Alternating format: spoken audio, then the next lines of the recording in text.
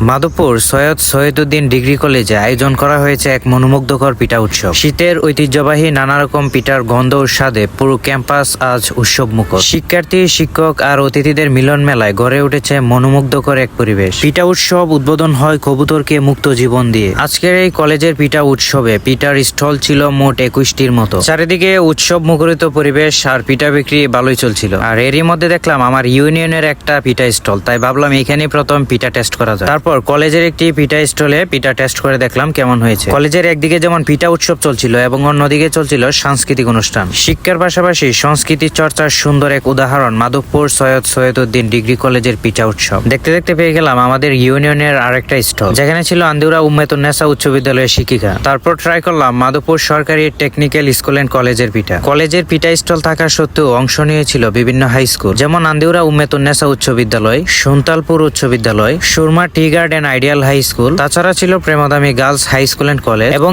AH model school Ratanpur সহ মাধবপুর সরকারি technical school and college সহ আরো কলেজের অনেকগুলো শপ ছিল। সবগুলোর নাম বলতে না পারার জন্য দুঃখিত। সবকিছু মিলিয়ে পিঠা উৎসবটা ছিল অসাধারণ। আর কে কে এসেছেন কমেন্ট করে জানাবেন অবশ্যই।